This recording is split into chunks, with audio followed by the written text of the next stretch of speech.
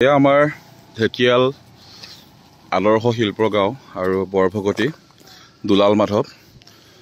এইটো আমাৰ কৰিতলৰ পৰা কলিয়াবৰ তিনিআলি হৈ শিলঘাটলৈকে সংযোগিতা পথ। এখন ষ্টেডিয়ামৰ দলংখন আছে এইখিনিতে। এখন আমাৰ 2017 চনৰ যি অনাকাংক্ষিত প্ৰলয়ংকাৰী বান, সেই বানত এনেধৰণে দলংখন উন্মুক্ত কৰি পেলালে, য'ত দৈনিক পশু পক্ষী জীৱকুলৰ লগতে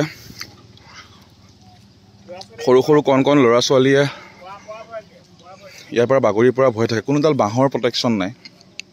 তেখেত জলসম্পদ মন্ত্ৰী আমাৰ কলিয়াবৰ বিধায়ক, মাননীয় বিধায়ক কেশৱ মহন্ত ডাঙৰীয়া, তেওঁ এনেধৰণে কলিয়াবৰ বহুকেইখন ব্ৰিজ ভাঙি চিঙি JCB লগাই ৰ'বা 1 ছেকেণ্ড উন্মুক্ত কৰি ৰাখিছে।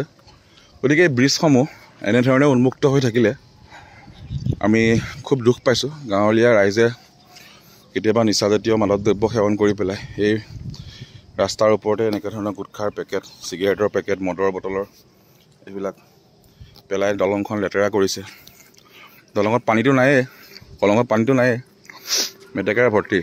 তো নদীখনৰ এপাৰে চাওক,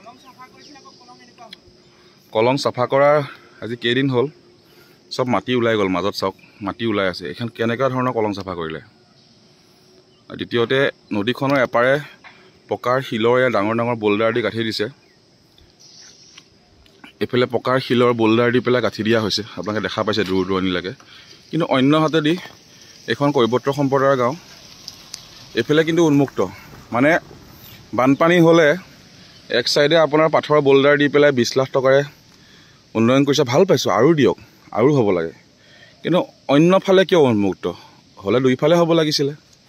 এইফালে পাথৰৰ ৱাল আছে, সিফালেও আছে, কিন্তু অন্যহাতে ঢেকিয়াল গাঁওখনক লৈ পেলাই এনেকুৱা ৰেচিজিম বা কৈবত্ৰ সম্প্ৰদায়ৰ পিছপৰা জাতি বুলি তেওঁলোকক এনেধৰণে তোষামোদ কৰা হৈছে নেকি, বা তুচ্ছ জ্ঞান কৰা হৈছে নেকি? এয়া মাননীয় মন্ত্ৰী মহোদয়লৈ প্ৰশ্ন। আৰু কলংখন যদি খান্দিছিলে, তে এনেকুৱা কি কলং খান্দিলে যে মাজত মাটি ওলাই আছে?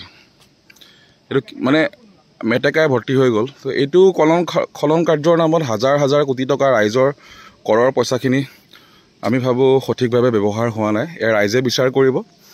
গণতন্ত্ৰত ৰাইজে ৰজা। আপোনালোকে মন্ত্ৰী পাতিছে, গতিকে মন্ত্ৰী ভঙা পতাৰ খেলখন আমাৰ হাতত নাই। অবাধ বন ধ্বংস কৰা হৈছে, বিভিন্ন ধৰণৰ বাঁহ গছ কাটি তহিলং কৰি পেলোৱা হ'ল। এতিয়া নদীৰ কলঙৰ এখন গছ নাই, চাওক এডাল গছ শিমলু গছ আছে। সেইফালে মাটি আছে, শুনা পাইছোঁ মাটিবিলাকো কোনোবাই বিক্ৰী কৰিছে। যোনে কৰিছে নকৰিবা, নিজৰে ভাই বন্ধু চাগে।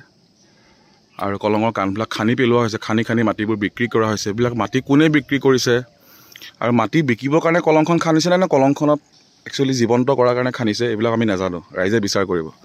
ধন্যবাদ। জয় অসম।